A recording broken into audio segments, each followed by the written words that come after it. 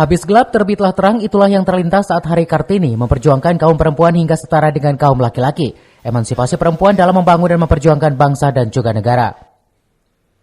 Emansipasi perempuan ini di zaman sekarang tentunya banyak kepala desa di Kabupaten Bogor dijabat oleh perempuan. Salah satunya Kepala Desa Tegalwaru, Kecamatan Ciampea, Hajah Nunung Nuriyah. Saat menjabat pertama kali ini di lingkungan kantor desa didominasi perangkat desa perempuan.